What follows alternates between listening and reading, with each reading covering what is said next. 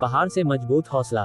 क्या आप सोच सकते हैं कि एक महिला जिसे चलती ट्रेन से लुटेरों ने फेंक दिया था, जिसके कारण उनका एक पैर कट चुका है, वह माउंट एवरेस्ट पर चढ़ सकती है? पढ़िए अरुणिमा सिन्हा की प्रेरणादायक कहानी। 11 अप्रैल 2011।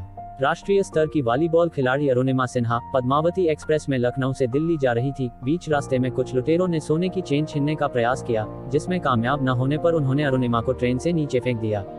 पास के ट्रैक पर आ रही दूसरी ट्रेन उनके बाएं पैर के ऊपर से निकल गई, जिससे उनका पूरा शरीर खून से लथपथ हो गया। वे अपना बायां पैर खो चुकी थी और उनके दाएं पैर में लोहे की छड़ें डाली गई थी। उनका 4 महीने तक दिल्ली के all India institute of medical sciences AIIMS में इलाज चला।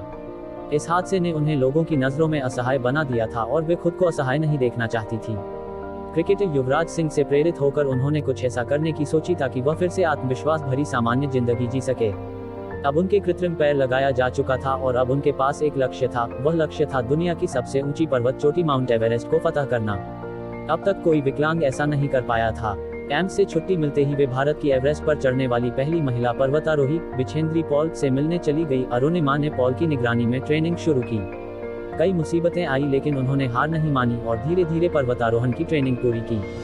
प्रशिक्षण पूरा होने के बाद उन्होंने एवरेस्ट की चढ़ाई शुरू की। 52 दिनों की कठिन चढ़ाई के बाद आखिरकार उन्होंने 21 मई 2013 को उन्होंने एवरेस्ट फतह कर ली। एवरेस्ट फतह करने के साथ ही वे विश्व की पहली विकलांग महिला पर्वतारोही बन गई। एवरेस्ट फतह करने के बाद भी वे रुकी नहीं। उन्होंने विश्व के 7 महाद्वीपों की सबसे ऊंची पर्वत चोटियों को फतह करने का लक्ष्य रखा, जिसमें से अब तक वे कई पर्वत चोटियों पर तिरंगा फहरा चुकी है और वे अपने इस लक्ष्य पर लगातार आगे बढ़ रही है।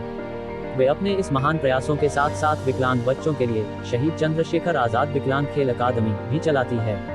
एक भयानक हादसे ने अरुणिमा की जिंदगी बदल दी। वे चाहती तो हार मानकर असहाय की जिंदगी जी सकती थी, लेकिन उन्हें असहाय रहना मंजूर नहीं था। उनके हौसले और प्रयासों ने उन्हें फिर से एक नई जिंदगी दे दी। अरुणिमा जैसे लोग भारत की शान है और यही वो लोग हैं जो नए भारत का निर्माण करने में एक नींव का काम कर रहे हैं। युवराज सिंह से प्रेरित होकर अरुणिमा ने अपनी जिंदगी बदल दी और अब अरुणिमा कहानी हजारों लोगों की जिंदगी बदल रही है। अरुणिमा की कहानी निराशा के अंधकार में प्रकाश की एक किरण के समान है, जो संपूर्ण अंधकार को प्रकाश में बदल देती है।